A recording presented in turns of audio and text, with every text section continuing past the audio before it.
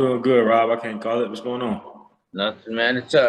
It's nice to catch up with you, man. I was just telling my wife about I enjoy the way you train, like the your attention to the small things, man. Like this morning, I seen the clip with the like how you stomp your foot or whatever. Like Uh-huh. when you come out of a route or whatever, you're trying to do like a dig route, maybe. Uh, Okay. so you'll stomp your foot in the ground and like you like really animate that part of your movement. Right, correct. And it's like little things like that is what sets like like the great ones apart, right? Like the Yep. attention to No detail. doubt. No doubt. Definitely. Definitely.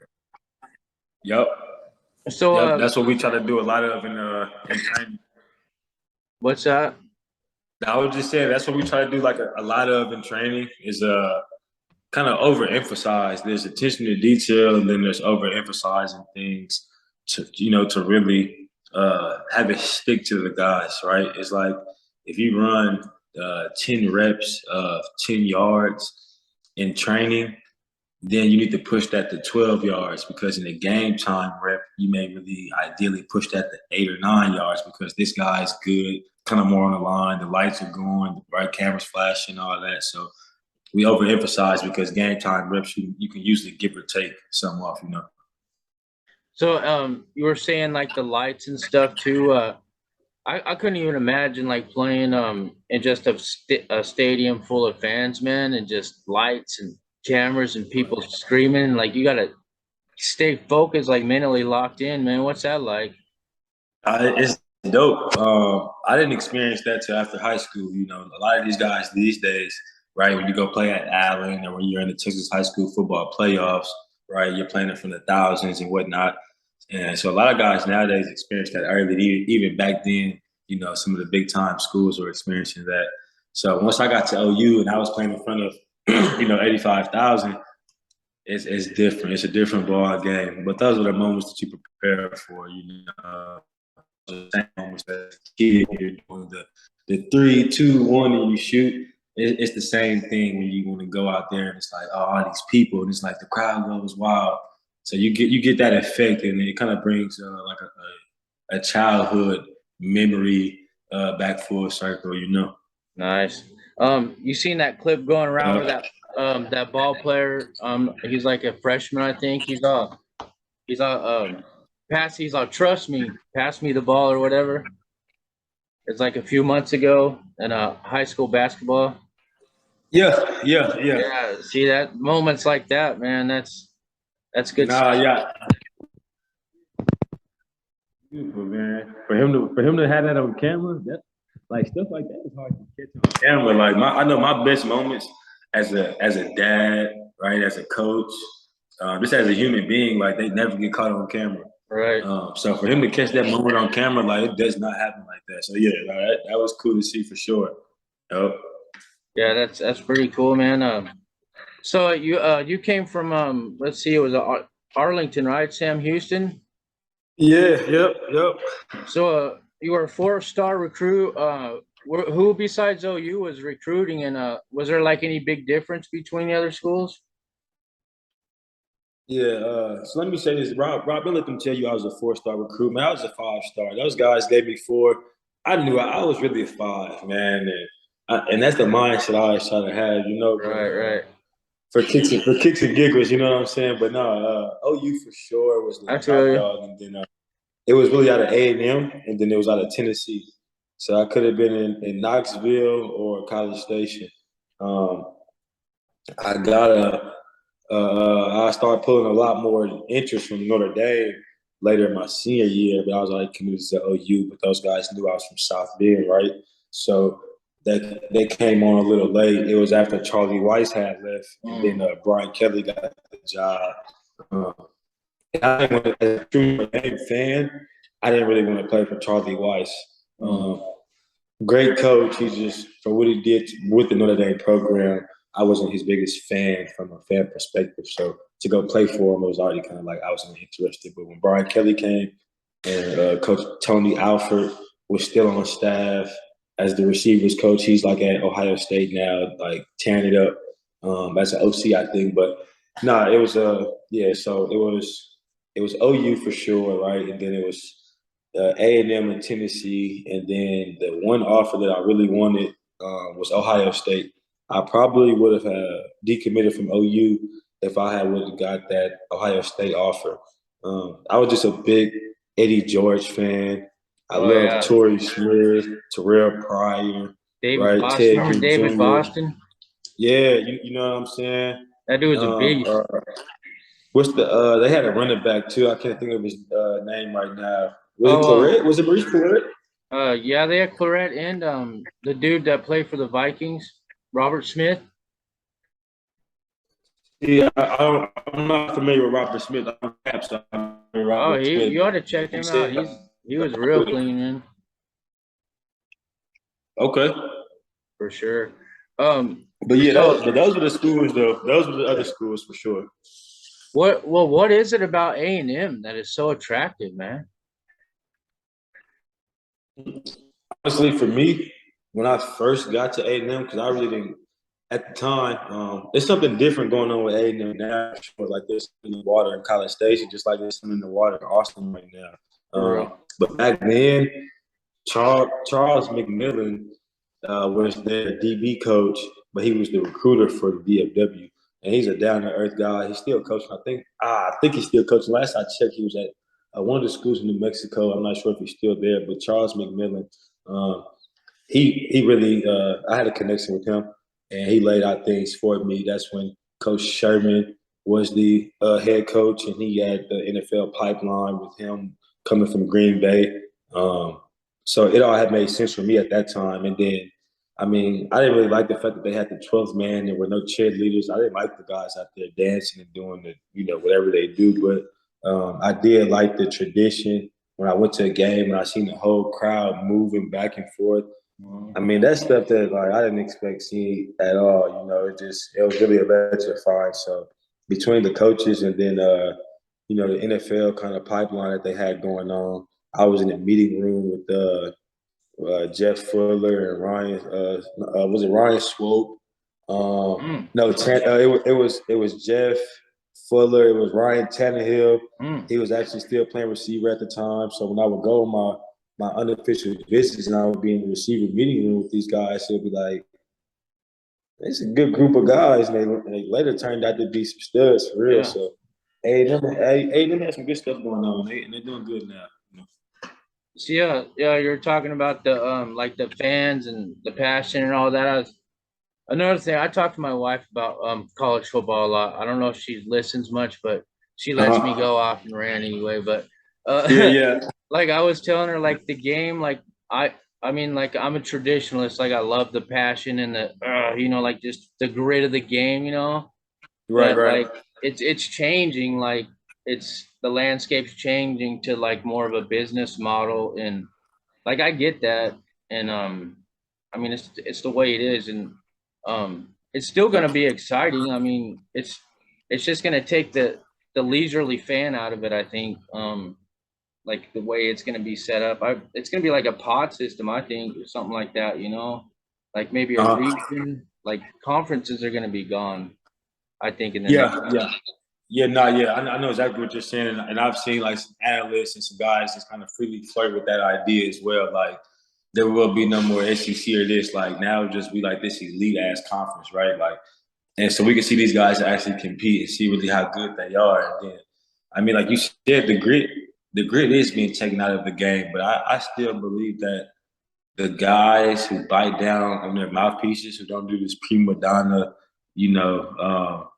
Kind of all deserving mentality. I think those guys are still reign supreme. Like I think the hard nosed blue collar guys will still reign supreme over these white collar prima donna. I'm not saying like don't go get your money right, especially I don't For know sure. anybody in that situation, so I That's don't good. count people's pockets or anything like that.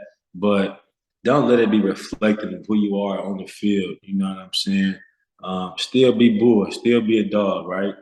We like to talk about like lion mentality Mhm. in the route runners, and like a lion sleeps like 21 hours a day or something like that. It's only up for 4 hours a day, still Mhm. running shit in the jungle, being really effective with his time. having that mindset, and then obviously having people under the actual king that still setting people straight in the zone. So I think when guys still have that line mentality, they still gonna be up here. I think, Rob. I think we're gonna see the landscape change from the inside out, but I think guys will still get raised by their parents a certain way and still get loved up on from coaches and different people to where they're still rough around the edges a little bit. We're not. I hate where this game. I kind of hate where it's going right now, like with the 7-on-7 and so much non-contact, and it's just the way the world is going, right? I think it's all like the metaverse, right? It's all non-contact. It's all technology-based. It's all analytics now. Like, everything is progressive now. Like, take one step now, take two steps now, take 2, 3 now. But like, everybody's trying to simplify the science with a lot of stuff these days. So I think football is just kind of going with the flow too. It's like they're taking the human error aspect out of everything, dude. Like, shit can't happen to you. You know what I mean? Like, that's what they want it to be. Like, you can't have a 4th and 27 with 18 seconds left and win the game. Like, it's just not going to happen. It's kind of like that kind of thing. It's wild, man. But like you said, though, I mean, the workers are going to win because it's still football. It's still a violent sport. Like, in the end, it's still football, man. And like, you got to strap it up and come with it. Like, there's some athletes out there, bud, and the route runners, man. You got some athletes too, man. The route runners. But no, it's way different though. Like you just hit it on the head, man. These athletes out here now, like I'm quick to say, like, man, they must just start putting something different in the breast milk because these guys are freaks. The minute they hit the door, I mean. Yeah, I seen a few kids at a camp I just worked a couple of weeks ago, the first down training camp with Grant Caraway, a great guy, great coach down to earth. If you ever see some of his stuff, support him. Like he's a great guy. But no, the camp it was some freak young guys out there. I mean, 7 to 8 years old, dude, 9 years old, 10 years old. Yeah, you got to get started that early, man. Yeah. I mean, and sometimes there's another side to that though. Where like you can start that early, right? And you still may get caught up too, right? You can start that early than a guy who doesn't start playing ball. He just has natural ability. Yeah. Maybe parents didn't have the funds to get you going that early, but his passion is there. Like he's savvy, so there's another side of it too. Where starting that early, you really gotta just worry about you and your own journey if you start that early. Because you can look over and see a guy who started much later and he's having much more success. So it's just, stay in your lane, right? Moxie. Stay in your lane. Gotta have that moxie. You said moxie? Man. Some moxie. Gotta have that moxie, man. You know what I mean? No, that moxie, yeah. I like it. Man. Like there's not a lot of dudes that got that, man. And I'll say it. I think Caleb Williams lacks the moxie. I'm telling. I say he got a lot. I mean, what he really? I didn't see a whole lot from him. I mean, I seen him pull a play out of his ass against Kansas. That was a decent play, but. You shouldn't have to pull that out against KU if like you're the chosen one. Like, I mean, I'm not bagging on the kid, but I mean, let's just call it what it is. That he's overhyped. I mean, look the weapons he had at OU. I mean, so I'll say this. I think that it's either like you're never as good as you think you are, and you're never as bad as you think you are. Right. You really gotta have those real conversations with yourself. Like, I'm not sure how Caleb Williams. Like, I don't know about his upbringing. I think that guys who have to really get it out the mud a lot of times. Like, maybe mom worked 2 jobs. Maybe pops wasn't there. Maybe you was around your uncle more so, right? Maybe you got your big brother pants on today. Like.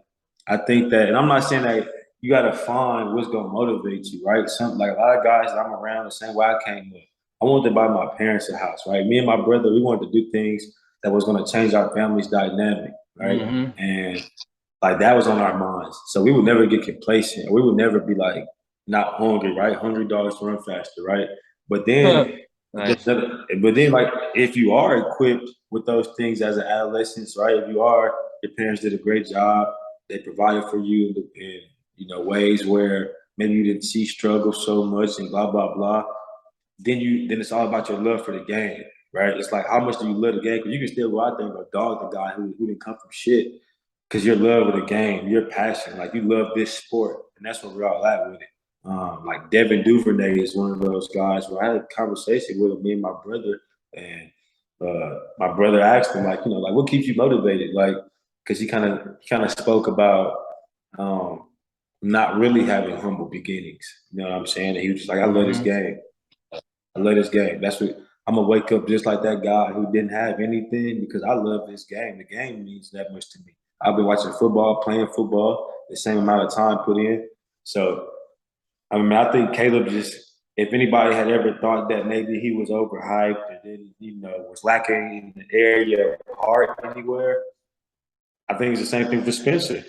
It's like, it's probably because you can go back home and it's probably not that bad, but that's just my opinion. I'm one man. Those guys are freak athletes and shit. They doing what they can do, and that's using their God-given ability to the best of their ability. So, and even if they start lacking sometimes, it's like, well, I don't know, don't just don't talk shit about OU in the process. Yeah, right. Yeah, I'll give it to Caleb. He's all about his team. I mean, he went to the Alamo Bowl, right? I mean, that's more than his own coach could do. Yeah.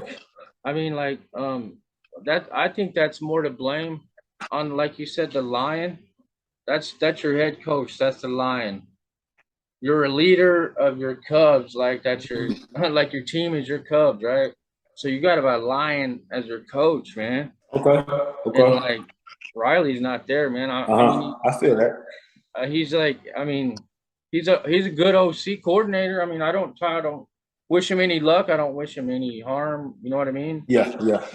But he ain't got a spine for a coach. You're trying to lead these boys to men, like, and you can't show them kind of choices, Right. Now, I feel you. I'm not really sure. Like, I have kept up with it, man. Like, a lot of that stuff is like sort of the politics in sports, right? Because we gotta have them. So, I watch the X's and O's, right? Like, I love the X's and O's. I love Lincoln Riley's schemes, right? Like, he has one of the best mesh concepts out there right now. Like, I love it.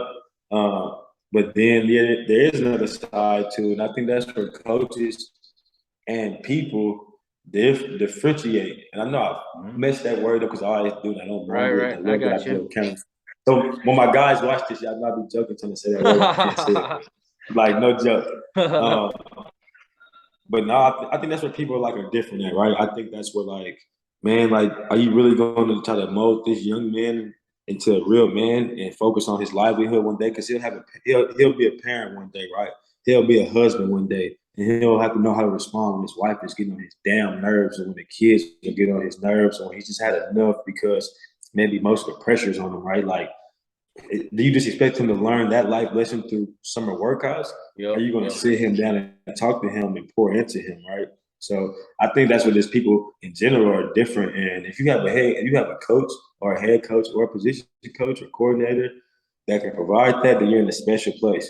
And that's really bringing it back to your first question is why I chose OU, because Jay Norvell. OU is great on its own. OU is great without Jay Norvell. It was great before Jay Norvell and after Jay Norvell. I don't know if it's the same in that receiver locker room as when Jay Norvell was there because who he was and how he poured into his players. So I think if Lincoln wasn't able to do that or didn't do that, it'll take away from him being a player's coach, right? Because that's what we want to see. We want to see him. We want to see him stay at OU, man, and stick it out. Like Coach Stoops handed you a silver platter, basically. I don't know who would ever think OU program was in bad shape. So he got the program on a silver platter, and he didn't make it a better place. I'm not gonna say he made it a worse place. I'm not gonna say he made it a better place. He stayed consistent. OU still haven't won a damn big game. We still haven't won. We're still chasing for 8. So. Dude, how did they not win the title in 2018? That 2018 offense was son. That shit was for real. What was that? That was K1. Was that Lamb? That was CDs. That was CDs last year. Yeah, with Kyler Murray. Yeah, it was Kyler's first year. Yeah, with Marquise Brown. Yep. Yeah, Yep. dude. And right after Still, Baker left, yeah. and then Yep. Jalen Hurts too. I mean, damn, No, that's right? 4 years. 4 years of Yeah. balling QBs, dude. Breaking ankles. Yeah. Well, I think what we gotta look at, man, is the pipeline, man. When these teams go win these games, I mean, when they go win a big game, man, I think honestly, most of these guys have a few JUCO guys on their rosters, right? A lot of SEC, they're picking up some JUCO guys, now some Portal guys, so it's a little different, but it's like where is the grit in our recruiting? Like we gotta kind of go grab. I'm not on anybody, right? And No, yeah. like Kenny Stills, Tony Jefferson, Brendan Clay, like my guys, my teammates out Dogs. there, good men. Yeah, good men today.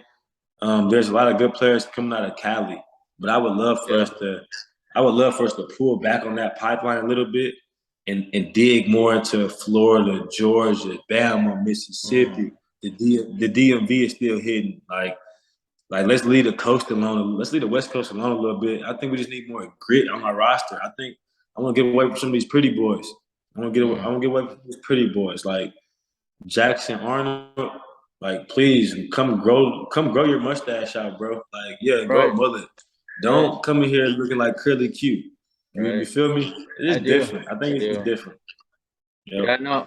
I feel you, dude. Totally, man. Hey, there's some boys in Georgia, man. They Uh, straight get after it, they man. be getting that. I They know. get after it, dude. Yeah, yeah. Man. Georgia's one of those states, man. We always say like Texas, Florida, California, but man, like Georgia, Alabama, Mississippi, nah, and then Louisiana. Like, let me not sleep like on the Oh boot, yeah. man. Those four states, that's where OU really got to hit that. We're gonna get the guys from Texas, but right now, man, Texas is gonna be Texas. UT is getting Texas. A&M is getting Texas, and pretty soon, TCU, like UTSA is doing a lot better now. Like shout out to the 210 Triangle. I know we ain't a Yeah. Boomer podcast, but I got my guys there too. So like Oh yeah, bud. UTSA is doing better.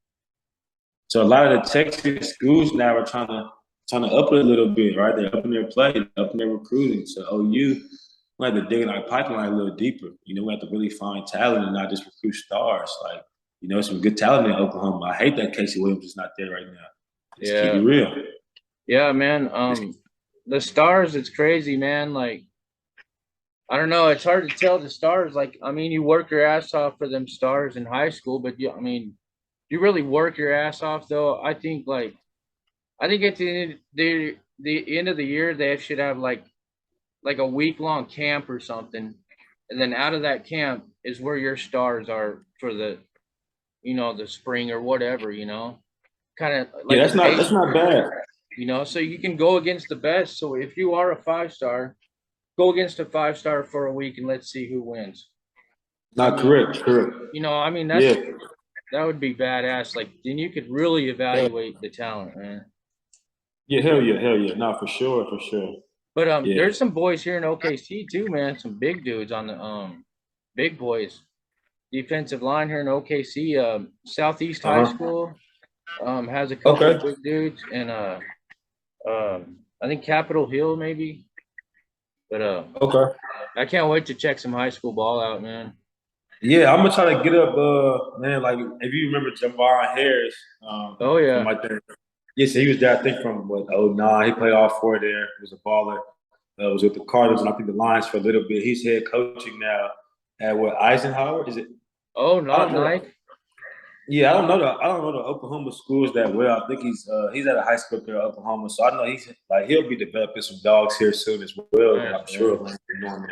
Yeah, for sure. But yeah, hopefully, man. I don't know. High school football is definitely still huge. Hopefully, they start trickling down to NIL down to high school, so we can kind of see some more exciting play and see some of these like teams like Duncanville go play at IMG and Bishop Gorman and all that good stuff some more. You know. That's what it's about, dude. Traveling and man, like so the Soul Mission or the Soul Team at Oklahoma, the University of Oklahoma. Have you Yeah, seen yeah. that? Did they didn't have anything like that when you were there, huh? They did a little bit. You know, the year before I got there, that's when they first started taking the trip to Haiti and then doing like like half the team would go take the private jet or a plane to Right. Haiti, and then we go out there and go kind of Yeah. pour into those guys and change our level of gratitude for ourselves and stuff like that. So I think that soul mission is kind of like a branch off of that. Nice, man. Yeah. So you think if it was a bigger, it might have changed your path at OU? Uh, If there was like if the soul team was more prevalent, your path would have been different at OU. Man, honestly, I'm not 100% sure. You know, my thing was I wasn't going to class. So if you could I was just focused, like I said, on kind of changing my family's dynamic, right? It's a Gotcha. bonehead I mistake feel when you. you're a freshman. Yeah, it's a bonehead mistake when you're not handling your business when you're not handling all of your business. You know what I'm saying? So I was killing it in practice, and I'm killing it in workouts, and I'm killing it on the field, and I'm poised for a big sophomore season, and just led the team in the receiving yards and the bowl game and all that stuff. My true freshman year, then shit, stopped going to class, and kind of settled into just playing a football role. Like I think in today's game, where football is going, I think I'd do great because I think these guys are going to not be required to be going to class probably here soon and stuff like that. Right. But nah, and that's just for kicks and giggles. But yeah, I mean, if someone could have reached through to me, I had a good support system. Right, my dad, my mom, they were good. They were good. Like my good team. My older brother was in college and going to class and doing the right thing. So I had some good examples. But I think I just needed like a tangible or someone to hold me accountable. I need to talk to somebody about my struggles more. Like I don't know why I'm not going to class. I don't know why I'm not really that thrilled about sitting down in this lecture hall right now. And it's not that I was like an idiot or stupid. Or I always prided myself on good vocabulary and whatnot. So if the soul mission could have had someone in it that could have just reached through to me, right, and let me know, hey, you may want to do this, that, or the third, or the path that you're going down, you may not like it, like hindsight, blah, blah, blah, right? If I could have maybe gotten a mentor that didn't play football or wasn't tied necessarily to athletics at OU while at OU, then definitely my past and my path could have been a lot different for sure. But man, I gotta tell you, Rob, and not to be cliche, I used to regret, like if I had one regret, it would be that I did things different at OU, right? But when I stopped living with that regret, because I never lived with it, but in the back of my head, it would always be an answer of mine until my fiance was like, but if you would have stayed at OU, you would have never met all these kids. Like, and I was like, instantly, seriously for me. And not even, I have 4 children of my own, but she wasn't even speaking to that necessarily. She was speaking to the children that I train, the kids that I train, the athletes that I work with. And she knows how much I care about them, how much I love being out there. And when she said that, I instantly was like, man, you're right. Like, and she started naming a few of my guys and whatnot. And I'm just like, man, that's crazy. Like, yeah, I would never met them. If we did, God or the universe would have had it another way. And I really wanted another way. So, I think the soul mission definitely would have helped me, but for the answer, for sure, they probably would have helped if they would have someone in place that could have reached out to me. But man, I love I love how God works, because I don't think he didn't make me make those mistakes, right? He didn't let me make those mistakes. I made mistakes and whatnot, but he gave me some chances and some opportunities with his grace to like put my train on the right track still, so. Oh, I feel you. I big time feel you, brother. I mean, it's like so you got like donors and backers and fans and coordinators and coaches that are um, like Jackson. You got to do this, do this, do this, do this, do this, do this. It's like pretty much football does take over your mind, bro. Yes. I mean, I can't blame you. And as far and regrets, man, I'm totally with you on that, man. Like if I changed any like I was in a drinking and driving accident, man. I took my friend's life, man. And I was drinking, I was driving, man, and I just passed out at the wheel, one car accident. And I got ejected, man, and my buddy got halfway ejected and he died, man. And so like I want to yeah, it's tough. It's tough, man, but like if I Yeah. regret it and if I went back, I would never meet my wife. And like my wife saved my life, bro. I was in a bad spot, dude. And like she Yeah. just pulled me up out of the gutter and pulled me up, dude. So like I Oh, told her, that's crazy, man. I And that's feel just you good. Honestly, 100%. Rob, like, bro, we've been playing like phone tag for like a week, right? Like I try to like schedule it, and then like I miss it. I have Zoom, and then honestly, like I hate like I don't have a haircut now. I hate wearing this bucket hat on camera inside the Oh house, and my shit, it's hair's a all mess. good, homie.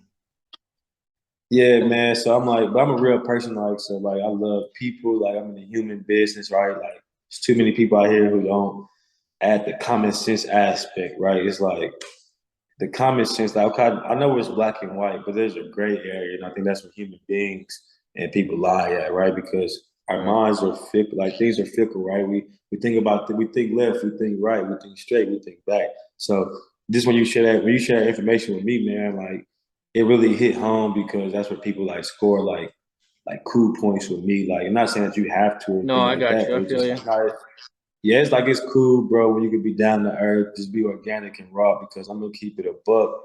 Like it's just trash that like we connected on the internet, we connected on social Yeah. media.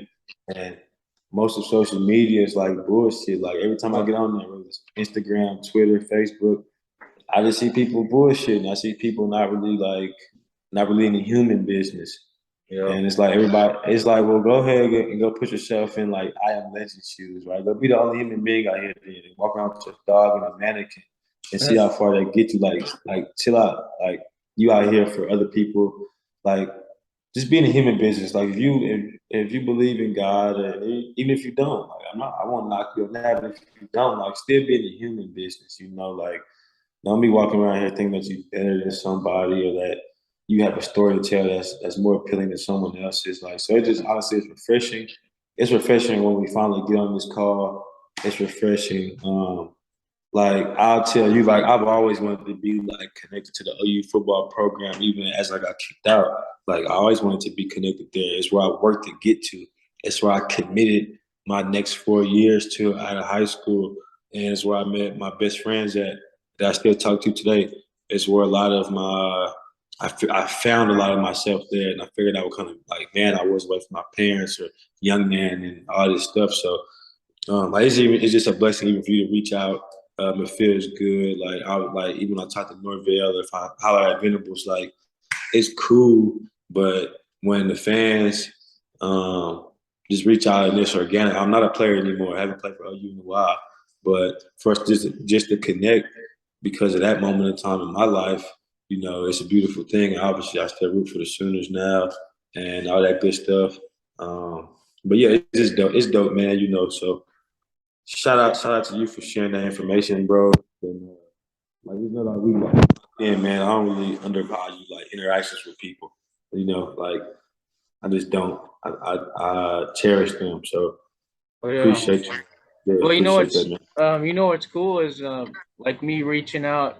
I found out you played for the Sooners, and so I reached out and like I started following your videos, man, like your training videos for the route runners, um, and you're really passionate about what you do, and um, Yeah. you can tell by the work you put in, um, and like you can tell because them kids they listen, man, like. One week they'll be doing the belt work, dude, and you'll get on to them, and the next week they got Yeah. they're working the suspenders, man. Like they Yeah. just Say that. Say it's that. good to see, man. It's awesome, dude, and uh, I don't know, man. It's just props to you, dude. And one thing that every single person on this entire planet has the same DNA, and it's the human. We're all human, dude. That's the DNA. Part of that DNA that nobody can like fuck with. They can't say, "Oh, you're not this. You're not a human." Well, what? Like right. You're a human or an alien, dude. That's it.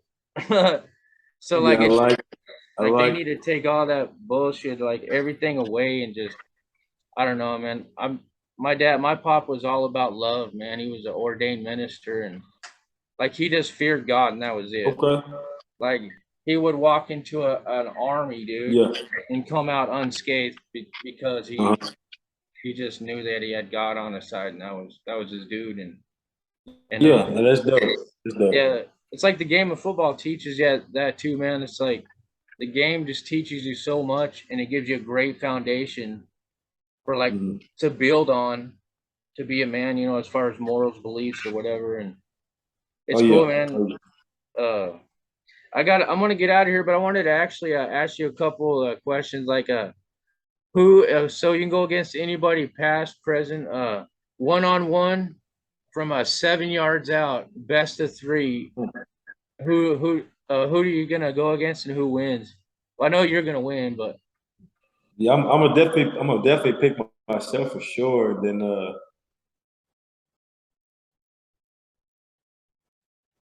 it'd be nice to have Ramsey, bro.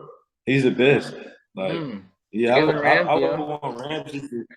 I would want Ramsey for sure. And then, like, even when the guys who see me play watch this, and they know, like, nah, like a lot of this shit was different over here. So yeah, I would want Ramsey 7 yards out.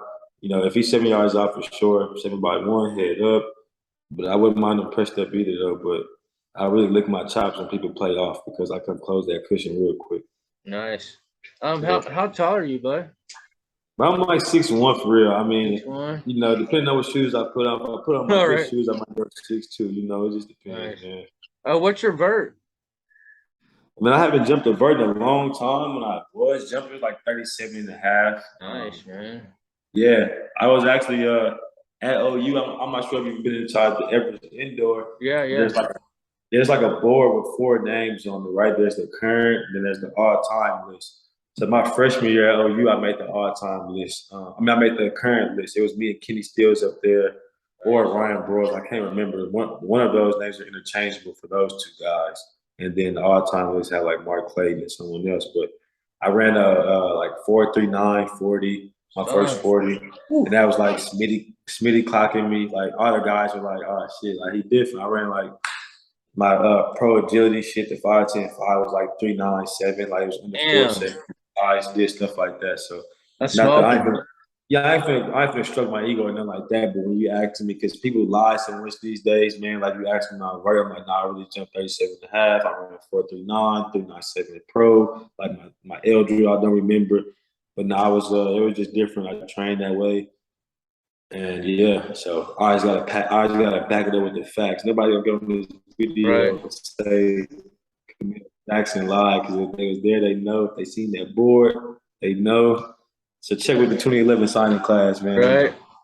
So like when I do 40 times, if it's like 3.9, like 3.9 to like 3.4, so I'll say sub 4.4. But like not correct. Below like 4.34 or something, I'll say 4.3. Yeah, not for sure. Like myself, I would wake up, I ran 1.439. Then the next 40, I came back and ran a 4.4, like 1 or 4.42. They got me down like a 4.41, like sub, which like I can go run that every day off the couch. You know, I go stretch. I can wake up every day and probably run a 4.42. You know, I probably could hit that 4.39. Man, I felt hella good that day. What you're supposed to when you go test, you know? Right. I was talking to somebody and they're telling me about Travian Smith. He played there at OU back in the 90s. He said he showed up to pro day with parka on and ran like a 4.4. That's crazy. That's crazy. Man. 240, 50 pounds, man, like 250. Oh, no, that's hella solid. Yeah, he's solid. Not even fair, man. Rob, how long, man? We got to get back on for sure. I know you said you got to go, but I definitely want to get back on with you, like, maybe like sometime next year. I got some big news coming up where I've been offered a college football position. Yeah, so I won't tell all right now on this podcast. You guys will see me post on probably Twitter or something like that here soon in the next couple of days. But yeah, man, let's stay locked in, man. And I appreciate it, brother. Hey, I appreciate you giving me your time, man. Can I get a horns down on the way out, though? Oh, shit, man. Come on now. Come on now. For life, baby. Yeah, Shooter for life, baby. Now we rocking OU DNA, man. We got Venables every day, all day. Yeah, we got Venables back, man. It's going to be different. Hey, man, it is mine. I'm telling you what, he's gonna take them boys to another level, man. Like just Yeah. mentally, they're gonna be on another level. I mean, I'm not trying to be biased or anything, but that dude is OU to the core, man. He embodies like what it means to be a great coach, man. Like it, man. I'm super excited with you, bro. Like super excited, man. Yep. Nah, for sure. I'm gonna let you get it, my guy. Right. I appreciate you, Rob. Appreciate you, big dog, for real. Thanks for having me on, man. It's been a pleasure.